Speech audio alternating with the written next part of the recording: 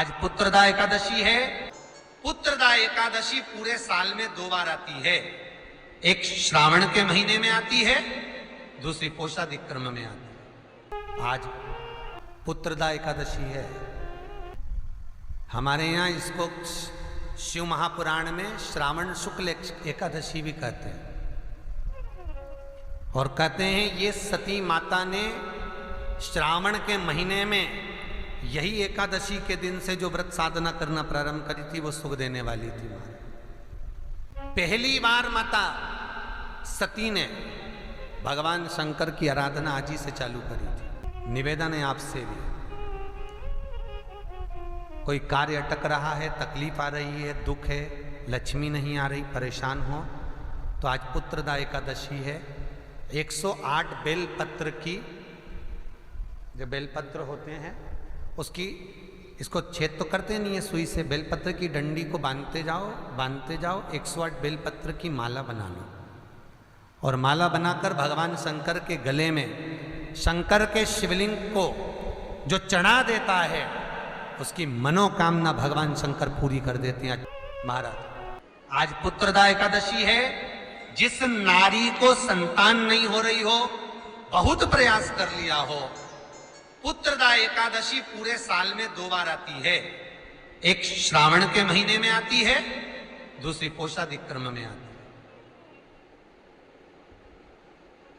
श्रावण के महीने की जो पुत्रदा एकादशी होती है, ये संतान की वृद्धि करने वाली होती है। शंकर जी के मंदिर में जाकर, भगवान शिव के मंदिर में पूजन करके घी का 1 कटोरी में घी और 1 कटोरी में खीर शंकर के सामने रख देते हैं। भगवान शंकर के मंदिर पर चौखट पर घी का दिया लगा देते हैं। शंकर जी की चढ़ी हुई 1 बेलपत्र साथ में रखें और 1 बेलपत्र को उठाकर शंकर जी के मंदिर की चौखट पे ही बैठकर चबा चबा कर खा लेते हैं। जो 1 बेलपत्र लेकर आए हैं वो अपने पति को खिला देते हैं। कहते हैं पुत्रदा एकादशी के दिन ये कर लेने पर संतान की प्राप्ति हो जाती है, पुत्र की प्राप्ति हो जाती है। ये वो एकादशी है। एकादशी के दिन जब आप जल शंकर को चढ़ाने तो रोज ही जाते हैं। जब एकादशी का दिन रहे और शंकर जी के मंदिर में आप जल समर्पित करें तो 3 बार मुख से स्वधा स्वधा स्वधा या स्वधा स्तोत्र का पाठ, जिसमें 12 श्लोक। अगर स्वधा स्तोत्र नहीं पढ़ सकते तो 3 बार मुख से क्या बोलना है, जम के बोलो जरा, स्वधा स्वधा स्वधा। पीछे धा है, हा नहीं तो तुम स्वाहा स्वाहा स्वाहा कर दो। पीछे क्या है, धा, धनुष। मेरा ओघड़दानी मेरा भोलेनाथ कभी खाली नहीं छोड़। शिव महापुराण की कथा कहती है, आप अगर विश्वास रखे हो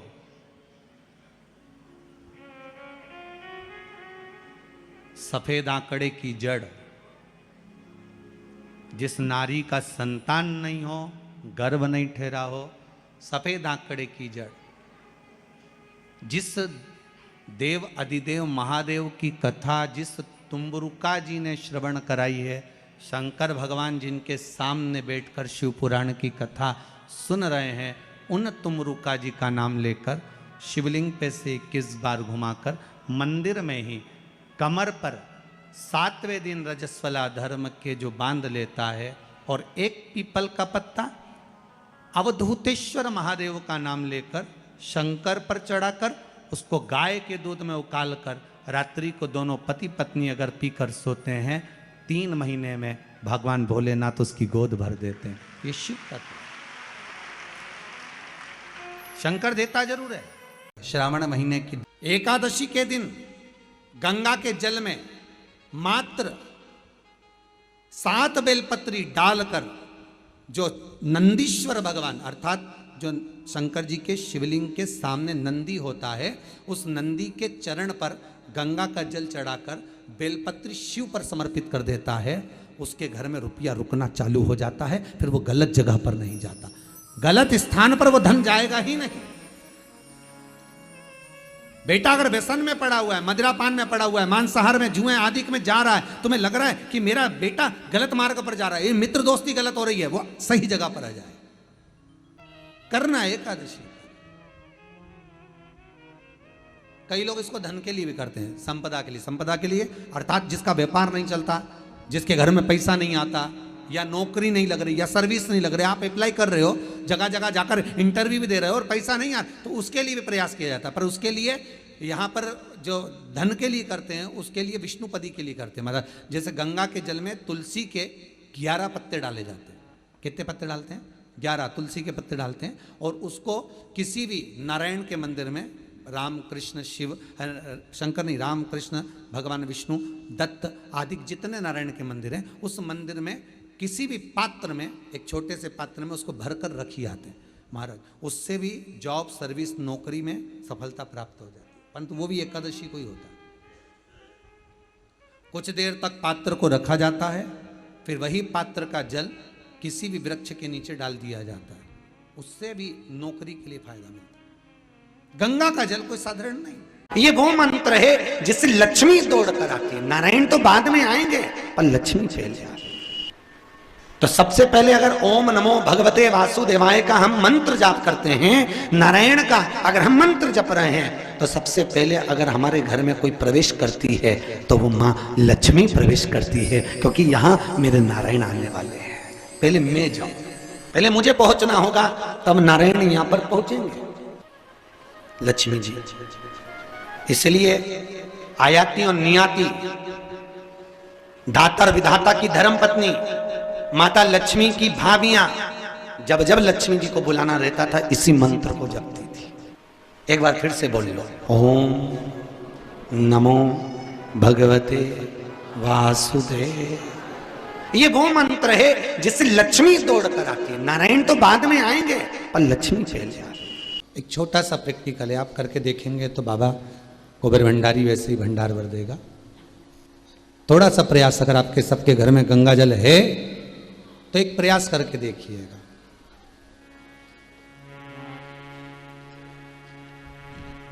कोई कार्य के लिए आप जा रहे हैं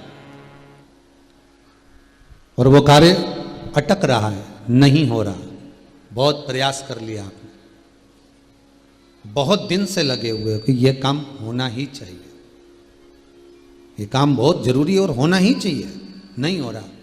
एक कटोरी में गंगा का जल निकाल लीजिए महाराज, और कटोरी में गंगा का जल निकालकर तुम्हारे घर में एक सिक्का पड़ा हो, 1 रुपया, 2 रुपया, 5 रुपया, कोई सा भी एक सिक्का पड़ा हो,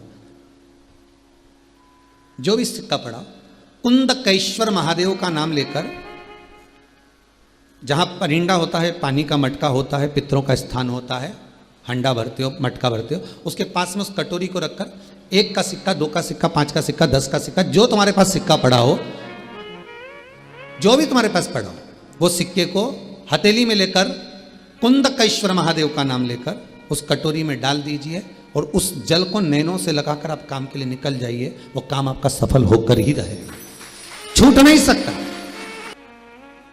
कुंदकेश्वर महादेव किनका नाम है? जम के बोलिए, कुंदकेश्वर महादेव। ये कुंदकेश्वर महादेव को उस कटोरी में, उस बाटकी में सिक्के को डाल, और फिर जब आपका काम हो जाए, आप जिससे मिलने गए हो, जिससे काम की बात करने गए और काम हो गया, तो वो जल ले जाकर सिक्के के साथ, सिक्का तो डालो मंदिर में, कहीं दान पेटी आदि में, और वो जल भगवान कुंदकेश्वर के नाम से शिव जी को समर्पित कर दो। बाबा से विनती करो, बहुत बहुत साधुवाद है बाबा, आपने मेरी लाज रख ली, मेरी कृपा बनी रहे, बस ये सुख मिलता है। उसको धन्यवाद दो बाबा को, बार बार। हम तो रोज कहते, रोज प्रतिदिन उठो और उठते से धन्यवाद दे दो, धन्यवाद। बेलपत्री का एक नियम है, बेलपत्री के वृक्ष का एक नियम है, बेलपत्री के पौधे का एक नियम है। पौधा बहुत छोटा है, बहुत छोटा, तो उसकी पत्ती ना उतारे, बहुत छोटे पौधे की पत्ती नहीं निकालना। बेलपत्री के पौधे का नियम है,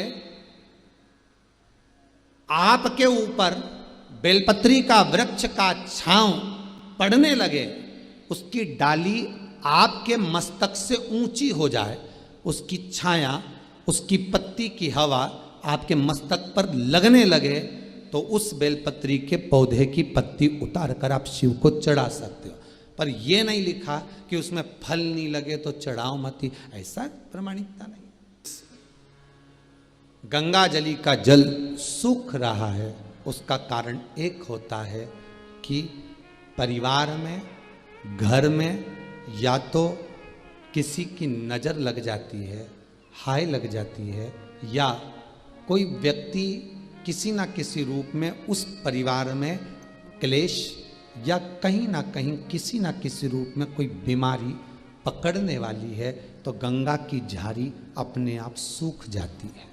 ध्यान दीजिए, संपदा कम होने वाली है, कहीं घाटा लगने वाला है, कहीं तकलीफ होने वाली है, तो गंगा की झारी का जल अपने आप सूख जाएगा। समझ जाओ, मार्गदर्शन करते हैं। हमारे घर में जितनी प्रतिमाएं रखी रहती, चाहे लड्डू गोपाल की हो, जगदम्बा की हो, शंकर जी की हो, हनुमान जी की हो, पितरों की हो, किसी भी देवता की मूर्ति, गणेश जी हो, लक्ष्मी जी हो, जिस देवता की मूर्ति आपके घर में रखी होगी, अगर कोई घात लगने वाली होगी, कोई कष्ट आने वाला होगा, तो भगवान के चेहरे की रौनक रंगत चली जाती है, भगवान का चेहरा भी उतर जाता है। सबसे पहले 4 दिन, 8 दिन, 6 दिन पहले वो भगवान का चेहरा उतर जाएगा कि ये घाट आने वाली। एकादशी के दिन बन सके एक बेलपत्र, उस बेलपत्र के मध्य भाग में बीच वाली पत्ती पर लाल चंदन और दोनों पत्तियों पर पीला चंदन, नीचे वाली दोनों पत्तियों पर पीला चंदन, बीच वाली पत्ती पर लाल चंदन और दोनों पत्तियों पर पीला चंदन, और इसी बेलपत्र के साथ में जो लाल चंदन वाला जो पत्ती है, उस पर एक श्वेत पुष्प, सफेद फूल रखकर आप अपनी कामना कर जब आपको जल चढ़ाते चढ़ाते 3 महीना, 4 महीना, 5 महीना, 6 महीना आपके हो जाए और बाबा देव अधिदेव महादेव को जल चढ़ाते चढ़ाते समय बीत जाए, तब बाबा से अपने दिल की बात कहने के लिए लाल चंदन, सफेद पुष्प, पीला चंदन दोनों पत्तियों पर अपने हाथ में लेकर कामना कर अशोक सुंदरी वाली जगह पर जब हम उसको समर्पित कर, अशोक सुंदरी वाली जगह पर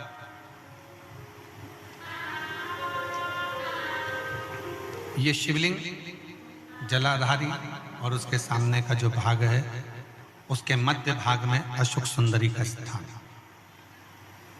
बस इसी स्थान पर बेलपत्र और श्वेत पुष्प, बीच वाली पत्ती पर लाल चंदन, आसपास की पत्तियों पर पीला चंदन, और वो शिवलिंग की सम्मुख में जो अशोक सुंदरी का स्थान है वहां समर्पित कर। उस स्थान ये रोज नहीं करना, फिर ध्यान देना, कभी कभी 4-6 महीने निकल जाएं, 8 महीने निकल जाएं, 3 महीने निकल जाएं, 5 महीने निकल जाएं, उस स्थान, और ये हमने एक बार नहीं बताया, इसको पहले भी वर्णन कर, धर्म पत्नी से संतान नहीं, औलाद नहीं, बड़े दुखी है, बड़े दुखी। अच्छा, संतान नहीं हो, किसी नारी की गोद, अगर स्त्री की गोद अगर खाली रह जाए तो भी दुख होता है उसको कि मेरे घर में औलाद नहीं, संतान नहीं। हम कई बार कहे, आज फिर कहते हैं, ये टेस्ट भी बाद में कराना, सारी जांचें बाद में कराना, एक बार शंकर का भजन कर देखना। सब जगह से अगर हार जाओ और सारे रिपोर्ट आपकी आपने सब दूर दिखा ली, तो एक बार शंकर पर भरोसा कर तुमरुका जी का नाम लेकर सफेद आंकड़े की जड़ को शिव जी पे से रजस्वला धर्म के 7वें दिन 21 बार घुमा लो, नाम गोत्र बोलकर कमर में लाल धागे में बांध लो, पीपल के पत्ते शिव जी को चढ़ाओ, उठाकर लाओ, उस एक पत्ते को रात्रि को गाय के दूध में उकालो और उस दूध को दोनों पति पत्नी पियो, साथ रहिए। समय आएगा, बाबा चाहेगा तो 3 या 4 महीने में गर्भ ठहर ही जाएगा।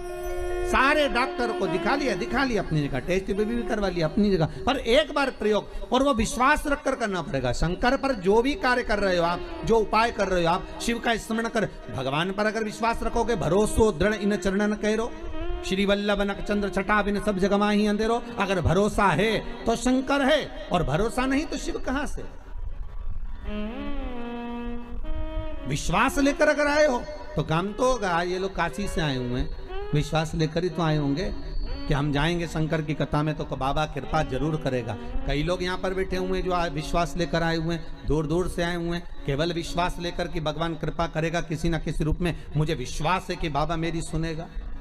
और फिर कहता हूं, कथा में अगर आपने मन लगा लिया, भले टीवी चैनल के माध्यम से श्रवण कर रहे हो, भले मोबाइल के माध्यम से श्रवण कर रहे हो, भले पंडाल में सुन रहे हो, बाबा से अगर दिल से आपने अगर कह दिया तो 3 महीना बहुत होता है सब कामना पूरी होने के लिए। मेरा बाबा आपको कुछ ना कुछ दे ही देता है, बस आपकी रुचि के अनुसार सुख प्रदान कर ही देता है। आप उस पर विश्वास, भरोसा, भटकना नहीं है हमको, मार्ग से विचलित नहीं। दुख अब भगवान कृष्ण की 16,108 रानियां थी। कितनी रानियां? जम के बोलो जरा। 16,108। पर 16,108 रानियां होने पर भी भगवान कृष्ण के यहाँ जब औलाद नहीं हुई तब भगवान कृष्ण ने अपने गुरु गर्गाचार्य बाबा को बुलवाया और द्वारकापुरी में बुलवाकर पूछा, गुरुदेव मेरी 16,108 रानियों से औलाद नहीं होती, संतान नहीं होती, मैं क्या करूं? गर्गाचार्य बाबा ने कहा, तुम चिंता मत करो, पार्थिव शिवलिंग का निर्माण करो। शंकर भगवान के शिवलिंग का निर्माण कर कर एक एक रानी के साथ में 11-11 दिन तक बैठकर शिव जी का अभिषेक करो। और पार्थिव शिवलिंग का निर्माण गर्गाचार्य बाबा के कहने पर भगवान कृष्ण ने करा। एक एक रानी के साथ में 11-11 दिन तक भगवान शिव का अभिषेक करा। तब भगवान शंकर प्रकट हो गए और शिव जी प्रकट होकर बोले, कन्हैया मांगो तुम्हें क्या चाहिए? शंकर भगवान ने जब कहा, कृष्ण बोले मेरे यहाँ औलाद नहीं है। शिव जी ने कहा, क्यों चिंता करते हो? तुमने 11-11 दिन तक एक एक रानी के साथ में बैठकर मेरा अभिषेक करा है। जाओ मैं तुम्हें वर प्रदान करता हूं कि एक एक रानी से तुम्हें 11-11 संतान होगी और 1,77,186 भगवान कृष्ण के बच्चे हुए। ये शंकर जी की कृपा से। अब तुम्हें कितने चाहिए बोलो? भगवान कृष्ण के यहाँ अगर औलाद हुई तो किसकी कृपा से? अरे बोलो, भोले। कौन होगा ऐसा? कितना करुणामय, कितना दयालु, कितना आनंद देने वाला। ब्रह्मलोक के देवता भगवान ब्रह्मा, वैकुंठ के देवता भगवान विष्णु, और पृथ्वी का देवता अगर कोई है, इस मृत्यु लोक का अगर कोई देव है तो वो देवों का देव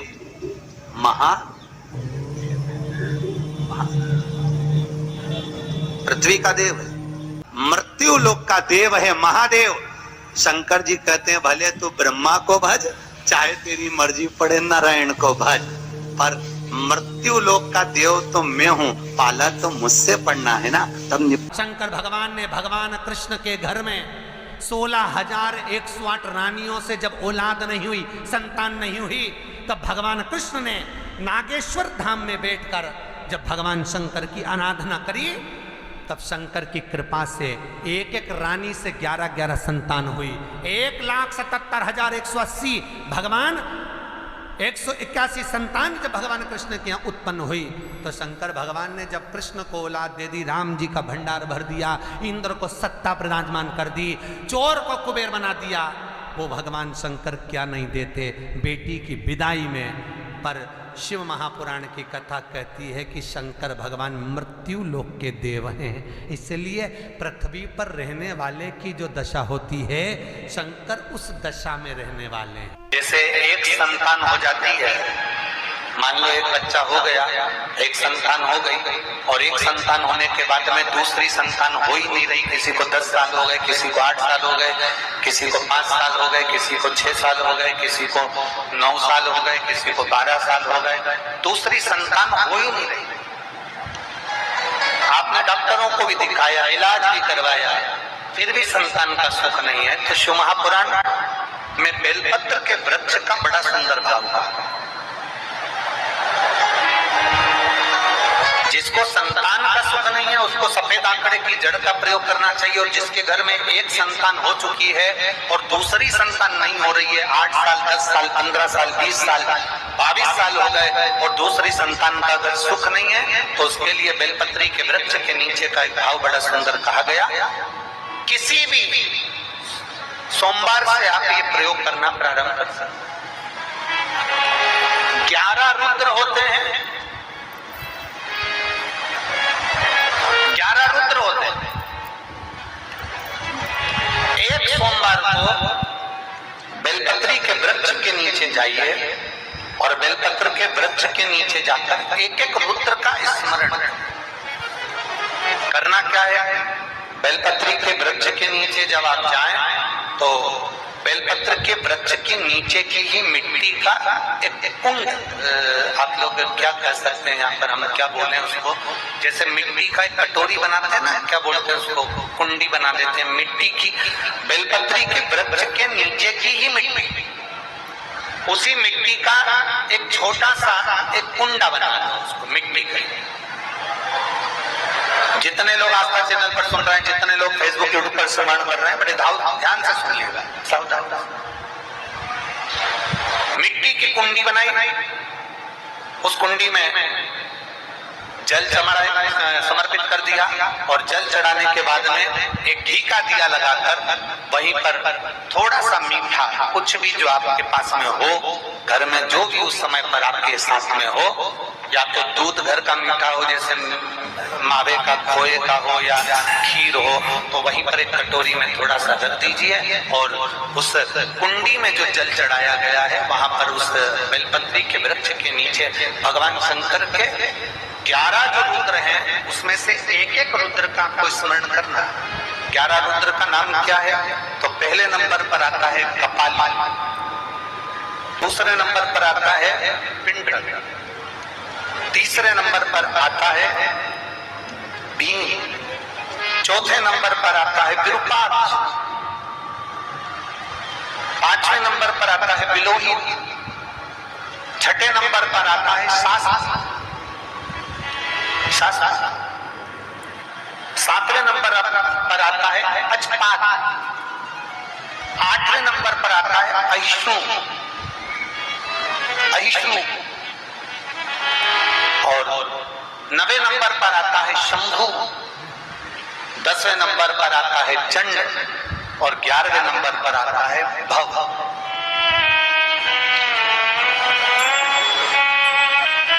अगर अभी आप लोग नहीं लिख पाए हैं तो बाद में मोबाइल पर से कथा को पीछे खींचना, फिर उसमें से धीरे धीरे इसको लिखना। एक रुद्र के नाम से एक कुंड का निर्माण करा, पूजन करी, घी का दिया लगाया, वहां जो मीठा रखा है उसको लिया, कुंड में से थोड़ा सा जल लिया, बेलपत्री के पेड़ के नीचे आचमन किया, जो मीठा रखा है वो ले जाकर रात्रि के समय पर सोने से पहले पति पत्नी उसको पाए और साथ रहे। एक सोमवार को ये प्रयोग करना है, फिर दूसरे सोमवार को दूसरे जो एकादश, जो 11 रुद्रों का जो वर्णन किया गया है, एक एक रुद्र का नाम लेकर एक बार कुंड का निर्माण करना है। दूसरे सोमवार को जैसे एक बार आपने अगर कपाली नाम से पूजन करी, दूसरे नंबर पर पिंडल नाम से पूजन करी, तीसरे नाम पर भीम नाम से, फिर आप विरूपाक्ष नाम से, ऐसे एक एक सोमवार करना है, 11 सोमवार। और 11 सोमवार जैसे तुम्हारे पूर्ण होंगे, भले 10 साल हो गए हो चाहे 15 साल हो गए हो, गर्भ जरूर घेरेगा और संतान की प्राप्ति जरूर। किसी के यहाँ पर 11 रुद्र भी पूरे नहीं हो पाते हैं और गर्भ घेर जाता है। लगभग 4-5 रुद्र पूरे होते हैं और गर्भ घेर जाता है। तो आप जो 11 रुद्र हैं इनका स्मरण कर कर भी भगवान शंकर से प्रार्थना कर सकते, भगवान शिव से प्रार्थना। हम केवल नंदी का स्पर्श कर कर, चरण पकड़ कर मात्र दर्शन करते हैं तो हमारे जीवन के दुख भी नंदीश्वर महादेव समाप्त करते चले जाते हैं। हमारे जीवन पंच बेलपत्र, पंच पुष्प, पंच दुर्वा और पंच पात्र जल,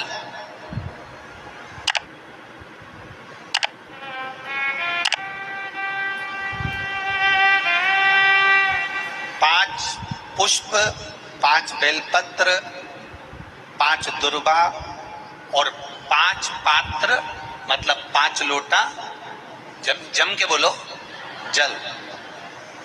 ये कोई साधारण नहीं। पंच बेलपत्र के साथ, पंच पुष्प के साथ, पंच दुर्वा के साथ, पंच पात्र जल के साथ। ये सहजता नहीं है।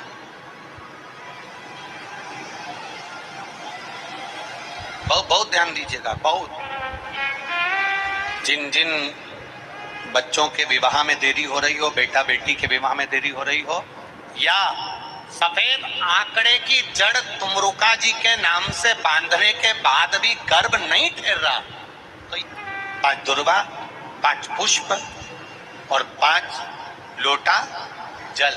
सोमवार के दिन शिव जी के मंदिर में प्रातः के समय पर बाबा को 1 बेलपत्र, 1 दुर्वा, 1 पुष्प, 1 लोटा जल समर्पित कर कर थोड़ी देर रुककर श्री शिवाय नमस्तुभ्यम या पंचाक्षर मंत्र ओम नमः शिवाय स्मरण कर कर, महामृत्युंजय मंत्र का स्मरण कर कर, फिर बेलपत्र, फिर दुर्वा, फिर पुष्प, फिर जल, ऐसा 5 पंच बेलपत्र, पंच दुर्वा, पंच पुष्प, पंच पात्र जल तुमरुका जी का नाम लेकर समर्पित कर कर उस जल का आचमन करिए।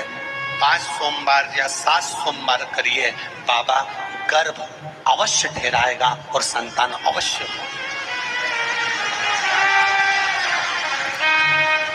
तुमरुका जी के नाम का स्मरण ही जीव का आनंद दे जाता है। बोल तुमरुकेश्वर महादेव की, नंदीश्वर महादेव की। शिव आपको ये जानकारी कैसी लगी कृपया कमेंट करके बताएं और हमारे चैनल संस्कारी बेटी को लाइक एंड सब्सक्राइब करें। धन्यवाद। ओम नमः शिवाय। शंकर जी के मंदिर में जाकर भगवान शिव के मंदिर में पूजन करके घी का 1 कटोरी में घी और 1 कटोरी में खीर शंकर के सामने रख देते हैं। भगवान शंकर के मंदिर पर चौखट पर घी का दिया लगा देते हैं।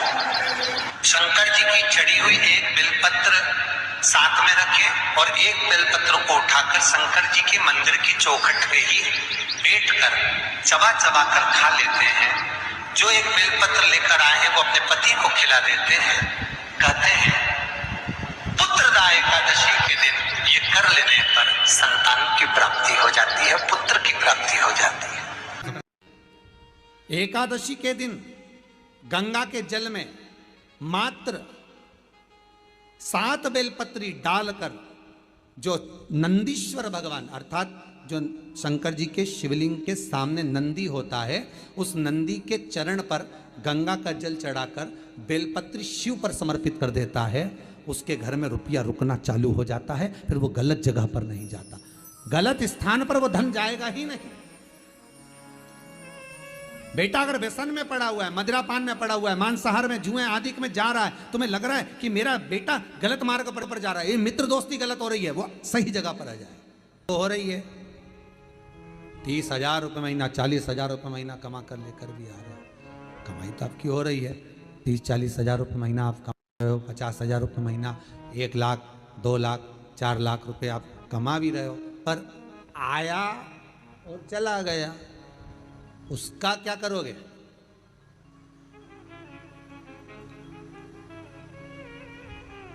उसका करना क्या है? बहुत सुंदर संवाद है, ध्यान दीजिएगा।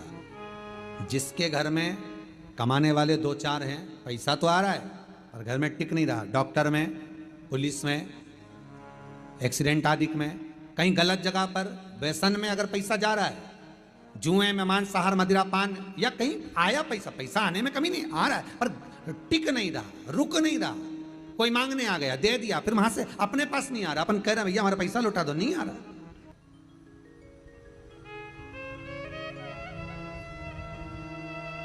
करना है एकादशी।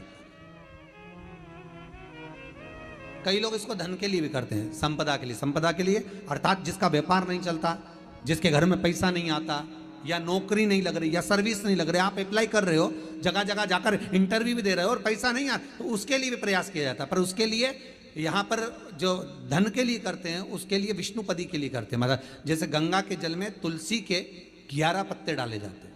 कितने पत्ते डालते हैं? 11 तुलसी के पत्ते डालते हैं, और उसको किसी भी नारायण के मंदिर में, राम कृष्ण शिव, शंकर नहीं, राम कृष्ण भगवान विष्णु, दत्त आदि जितने नारायण के मंदिर हैं, उस मंदिर में किसी भी पात्र में, एक छोटे से पात्र में उसको भरकर रखी आते हैं महाराज, उससे भी जॉब, सर्विस, नौकरी में सफलता प्राप्त हो जाती है, परंतु वो भी एकादशी को ही होता है। कुछ देर तक पात्र को रखा जाता है, फिर वही पात्र का जल किसी भी वृक्ष के नीचे डाल दिया जाता है, उससे भी नौकरी के लिए फायदा मिलता है। गंगा का जल कोई साधारण नहीं। पैसा, धन ज्यादा आने लगे तो पत्नी को कहना चाहिए कि देखो थोड़ा बहुत मेरा मन है, शिव महापुराण की कथा हो जाए, या फिर कहीं सत्कर्म में लग जाए, कहीं ब्राह्मण भोज, साधु भोज, सन्यासी भोज, गुरु जन में, संत जन में, साधु जन में, तपस्वी जन में कहीं लग जाए। ये धर्म पत्नी है। जहां धर्म जुड़ा हुआ हो वो धर्म। महाराज कुछ तिथियां होती हैं, जिन तिथियों में अगर आप रोज गंगा का जल शंकर को नहीं चढ़ा सकते तो शिव महापुराण कथा कहती है, स्कंद पुराण कहती है, विष्णु पुराण कहती है, गर्ग संहिता कहती है, गीता प्रोस गोरखपुर का कल्याण का गंगा अंक कहता है कि कुछ तिथियां भारत की भूमि पर ऐसी वर्णित है जिन तिथियों में भी गंगा का जल हम शिव को अगर एक बूंद भी समर्पित कर रहे हैं, गंगा का जल मात्र एक आधी चम्मच भी, आचमन जितना भी अगर हम शिव को समर्पित कर रहे हैं तो उसका सुख आनंदित है। जैसे पंचमी तिथि, नवमी तिथि, दशमी तिथि, एकादशी, प्रदोष, पूर्णिमा, अमावस्या, ये तिथियां हमारे यहाँ जो दी गई हैं, इन तिथियों में अगर हम गंगा का मात्र थोड़ा सा जल भी अगर जल के पात्र में डालकर गंगा जी का जल थोड़ा सा भी शिव के पास लेकर जा रहे हैं तो ये एक भाव अपने भीतर होना चाहिए कि आप केवल गंगा का जल साधारण शिव मंदिर में समर्पित नहीं कर रहे हो, आप गंगा का जल भले अपने घर से लेकर जा रहे हो और थोड़ा सा भी जल ले जाकर अगर शिव को समर्पित कर रहे हो तो तुम्हारे भीतर ये भाव होना चाहिए कि मैं गंगोत्री से जल भरकर सीधे रामेश्वर में ले जाकर गंगा के जल को समर्पित कर रही हूँ। श्रावण के महीने में या अन्य महीने में आप शिव को समर्पित कर रहे हैं, ये आपके भीतर एक भाव उत्पन्न होना चाहिए। एक बात आपको कही थी गुरु महिमा में कि घर से जब निकला करो ना तो भगवान देव अधिदेव महादेव का नाम लेकर श्री शिवाय नमस्तुभ्यम। घर से जब निकलो, कोई कार्य के लिए जा रहे हो तो आप श्री शिवाय नमस्तुभ्यम का स्मरण कर कर जाइए। आप किसी काम के लिए आगे बढ़ रहे हो, श्री शिवाय नमस्तुभ्यम का स्मरण कर कर जाइए। जिस समय आपके मुख से श्री शिवाय नमस्तुभ्यम का स्मरण हो जाए या शिवलिंग का स्पर्श हो जाए या शंकर का अनुमोदन कर कर ओम नमः शिवाय बोलकर या राम बोलकर, कृष्ण बोलकर, शिव बोलकर, आपके भीतर जो रमा हुआ है, आप राम को मानते हैं आप राम को माने, हम मना नहीं करेंगे। आप कृष्ण को माने तो कृष्ण को माने, हम मना नहीं करेंगे। आपका दिल जिससे लगे, आपका चित्त वृत्ति जिससे लगे, और उस पवित्र भूमि में ना जाने कितने साधक, कितने साधु, कितने तपस्वी, कितने संत, कितने महात्मा, कितने जोगी, कितने सन्यासी, कितने ब्राह्मण जन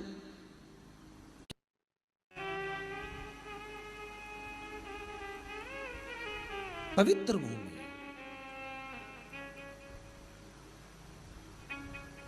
और उस पवित्र भूमि में ना जाने कितने साधक, कितने साधु, कितने तपस्वी, कितने संत, कितने महात्मा, कितने जोगी, कितने सन्यासी, कितने ब्राह्मण जन, कितने विद्वत जन इस भारत की भूमि पर भ्रमण करते रहते हैं, तप साधना करते रहते हैं, उपासना करते रहते हैं, मंत्र जाप स्मरण करते रहते हैं। और जब उनका मंत्र जाप का फल इस भूमि पर प्राप्त होता है तो यहाँ की जो रज है, यहाँ की जो धूल है, यहाँ की जो माटी है, वो सुख का अनुभव करा देती है, एक आनंद का अनुभव करा देती है। श्री भागीरथ बाबा गंगा जी को लेकर आए।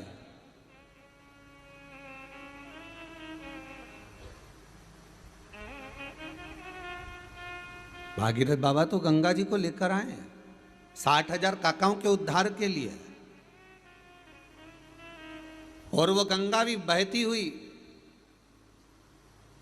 गौमुख से लेकर चलते चलते चलते चलते वो गंगा भी कलकत्ता तक जब पहुंची है, गंगा सागर तक जब पहुंची है, तो उसके घाट पर, उसके तट पर गंगा महारानी के किनारे पर जितने जितने भक्त, जितने साधु, जितने सन्यासी, जितने साधक, जितने उपासक, जितने जीव रह रहे हैं, ये गंगा उनका कल्याण कर रही है। और जो उसकी शरणागति में जा रहा है, गंगा उसका उद्धार कर रही है। गंगा किसको संवारती है?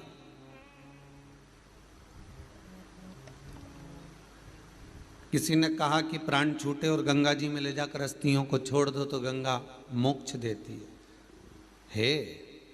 विष्णु पुराण में, गर्ग संहिता में, देवी भागवत में, शिव महापुराण में, स्कंद पुराण में लेख लिखे हैं कि गंगा जी ने शंकर जी से वर मांगा था कि मेरे जल में जब तक जीव की अस्थियां पड़ी रहेंगी तब तक वो जीवात्मा वैकुंठ का भोग भोगेगी।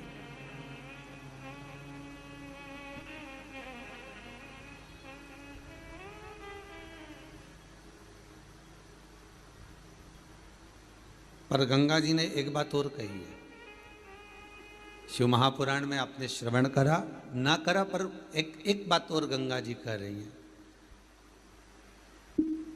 कि मैं तार दूंगी, मैं पापी से पापी जीव का उद्धार कर दूंगी, मना नहीं है। वैसे भी तो भारत की भूमि तो पावन पावन नदियां सारी की सारी जितनी भी हैं, ये भारत की भूमि पर है,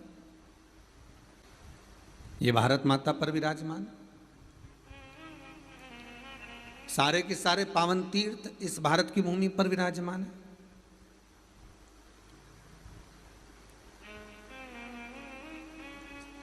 पुण्यमय नदियां, पुण्यमय तीर्थ, पुण्यमय तालाब, सरोवर जितने भी हैं, ये सब इस भारत की भूमि पर हैं। गंगोत्री में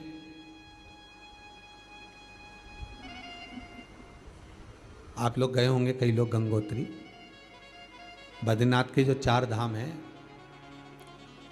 यमुनोत्री, गंगोत्री, केदार और बद्रीनाथ। विष्णु पुराण में कहा 3 तरह से मरे हुए व्यक्ति की गति नहीं है, उसको मोक्ष नहीं है। पहला, पानी में डूब कर मरा हुआ।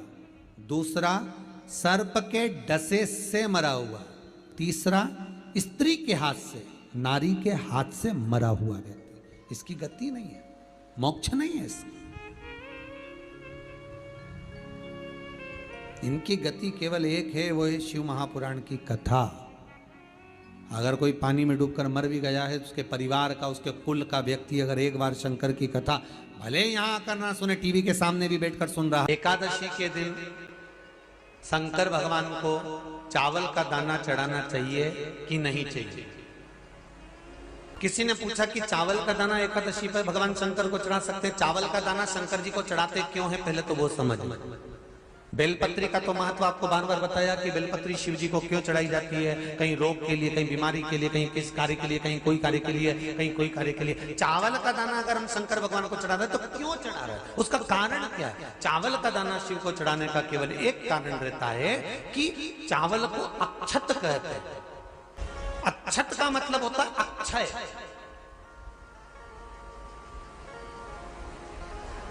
अभी हमारे यहां एक तिथि आने वाली है, अक्षय तृतीया। उसका मतलब क्या होता है? अक्षय, जिसका कभी क्षय ना हो। जब हम भगवान शंकर को चावल का दाना चढ़ाते हैं, जैसे बहुत ध्यान दीजिएगा महाराज, बहुत समझने वाली बात है, बहुत ध्यान से। चावल का दाना हमारे मस्तक पर तिलक करने के बाद पंडित जी क्यों लगाते हैं कि भगवान जैसा समय आज चल रहा है, आप पूजन कर रहे हो, पाठ कर रहे हो, दान कर रहे हो, पुण्य कर रहे हो, सत्कर्म कर रहे हो, भजन कर रहे हो, मेरा देव अधिदेव महादेव, मेरा नारायण, मेरा सत्यनारायण भगवान, मेरा राम जी, मेरा विष्णु जी, मेरा भागवत मैया, मेरी रामायण मैया, ब्राह्मण मस्तक पर तिलक लगाने के बाद चावल इसलिए लगाता है कि जैसा समय आज चल रहा है, भगवान तुमको ऐसा ही समय बनाकर रखे और तुम ऐसे ही 4 चांद लगाते रहो, दान पुण्य संकीर्तन करते रहो। इसलिए मस्तक पर चावल का दाना लगाया जाए।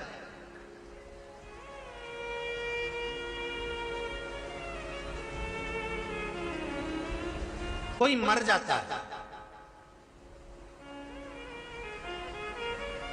मरने के बाद जब तक पगड़ी नहीं होती तब तक माथे पर तिलक, चावल का दाना लगाया जाता है? जम के बोलो जरा। नहीं लगाते। किसी पंडित जी से पूछो, ब्राह्मण देवता से पूछो, ब्राह्मण देवता ये कोई मर गया, और हमारा तो नियम है कि हम सिर पे तिलक लगाते हैं, चावल लगाते हैं, या पंडित जी से हम तिलक लगवाते हैं, मंदिर जाते हैं तो मंदिर में जाके तिलक लगवा के हम चावल का दाना लगवाते हैं। क्यों नहीं लगाते? उसका कारण क्या है? जब किसी के मरने के बाद 10 दिन तक, 12 दिन तक मस्तक पर तिलक क्यों नहीं लगाया जाता? 10-12 दिन तक माथे पर तिलक या चावल क्यों नहीं लगाया जाता? उसका कारण है कि ये जो समय आया है, तुम्हारे यहाँ जो गमी हुई है, तुम्हारे यहाँ कोई मर गया है, तुम्हारे यहाँ किसी के प्राण छूट गए हैं, तो ब्राह्मण इसलिए तिलक नहीं लगाता आपको, इसलिए चावल का दाना नहीं लगाता कि ऐसा दिन भगवान अब ना लाए, इसको अमर ना करे, इसको अक्षय ना करे, इसको प्रबल ना करे।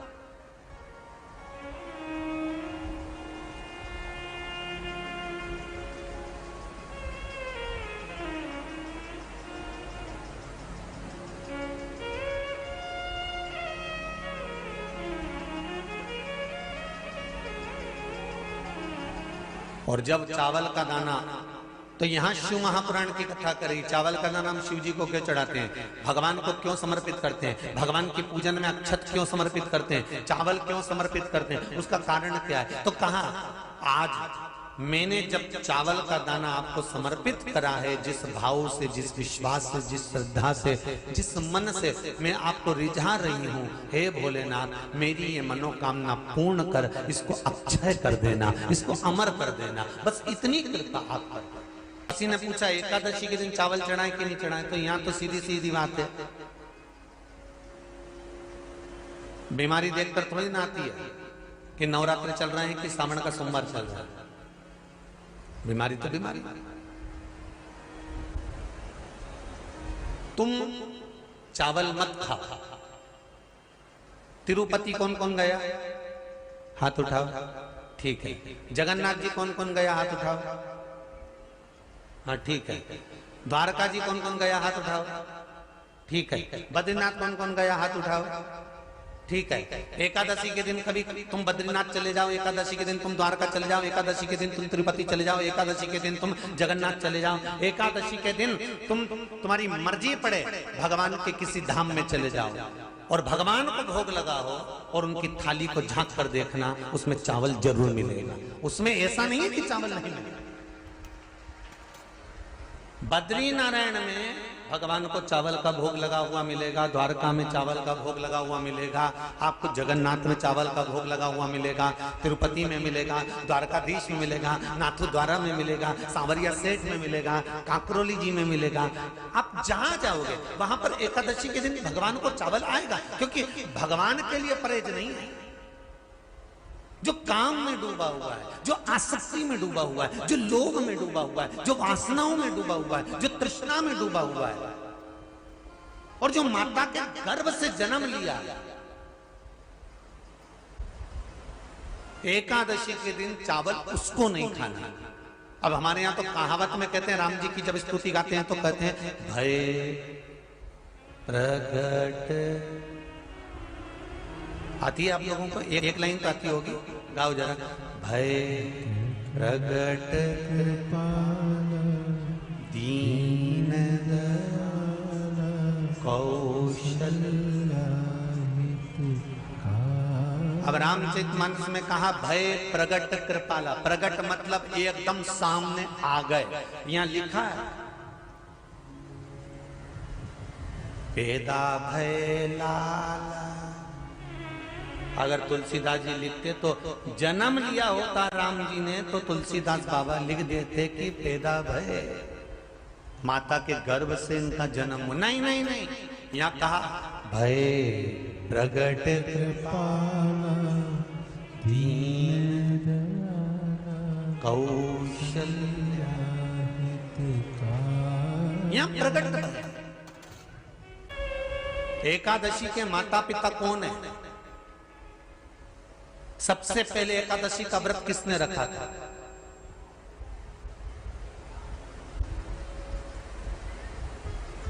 एकादशी का जन्म स्थान कहां है? दुनिया के लोग बहुत प्रश्न करते हैं राम जी अयोध्या में हुए थे, भगवान कृष्ण मथुरा में हुए थे, तो एकादशी कहाँ हुई थी? तो उसको बताना तो पड़ेगा कहाँ हुई थी।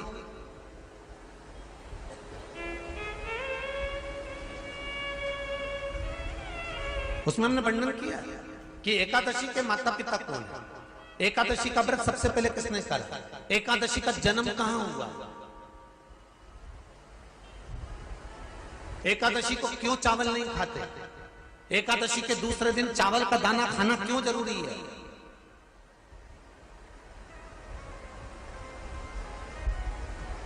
कौन सा तीर्थ है जहां एकादशी को उल्टा लटका दिया। एक एक चीज का वर्णन स्कंद पुराण सब चीजों का वर्णन कर देता है। प्रत्येक तो यहां जो वर्णन आया कि आप मनुष्य जो माता पिता के गर्भ से, माता के गर्भ से जन्म लिया हो, संसार में जिसका जन्म हुआ हो और मृत्यु लोक में गर्भ की कैद में रहने के बाद जन्मा हो, उसको एकादशी के दिन चावल नहीं खाना चाहिए। महाराज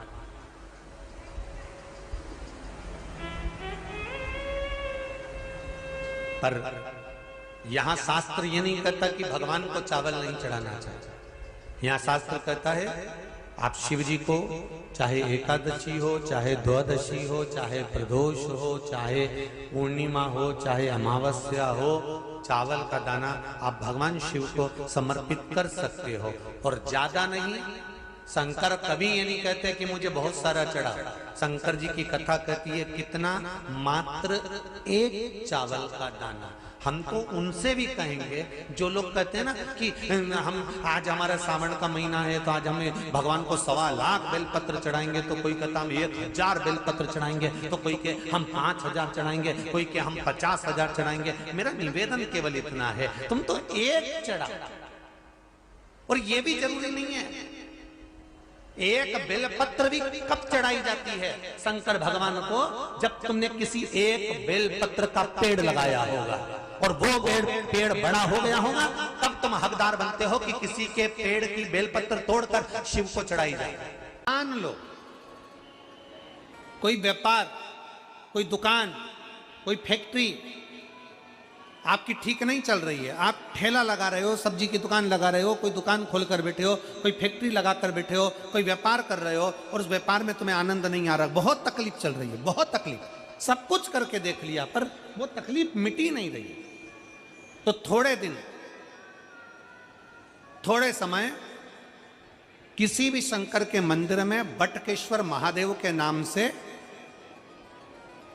एक बेलपत्र चढ़ाने का तरीका जरा समझ लेंगे।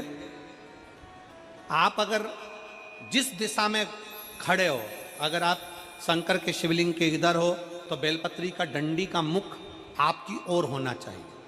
आप इधर हो तो डंडी का मुख उधर हो, आप उधर हो तो डंडी का मुख उधर हो, आप इधर हैं तो डंडी का मुख इधर हो। बटकेश्वर महादेव के नाम से शंकर जी के मंदिर में एक बेलपत्री पर डंडी का मुख अपनी ओर होना चाहिए। जो डंडी है इसका मुख अपनी ओर। बटकेश्वर महादेव के नाम से एक बेलपत्र शंकर भगवान को समर्पित करो बटकेश्वर महादेव के नाम से। और बेलपत्र चढ़ाने के बाद में जो लोटे वो 7 बार, लोटे का 7 बार से मतलब है अलग से लोटा भरना नहीं है, 7 बार उसी लोटे का जल जब बेलपत्र डंडी समेत समर्पित कर दें, 7 बार उस लोटे के जल को 7 बार बटकेश्वर महादेव का नाम लेकर अपनी मन की कामना कर कर बाबा से विनती करते हुए कि बाबा मेरी ये छोटी सी अर्ज स्वीकार करते, 7 बार उस जल को चढ़ाओ। लगातार कम से कम आप 15 से 20 दिन तक लगातार बटकेश्वर महादेव के नाम से चढ़ाओगे। ऐसी कोई दुकान और फैक्ट्री नहीं तो चले नहीं और आगे बढ़े नहीं और काम सुलझे। बटकेश्वर महादेव, भगवान शंकर का ये नाम, भगवान शिव का ये स्तुति, भगवान शंकर का ये नाम बटकेश्वर महादेव। स्वयं भगवान शंकर ब्रह्मा जी का जब सिर कटकर बड़का पेड़ बन जाता है और उस पेड़ के नीचे, वृक्ष के नीचे शंकर भगवान विराजमान हो जाते हैं, शिव जी उसके नीचे विराजमान हो जाते हैं, उसी का नाम बटकेश्वर महादेव पड़ा। बटकेश्वर बोल वटकेश्वर महादेव की। शिव जी के मंदिर में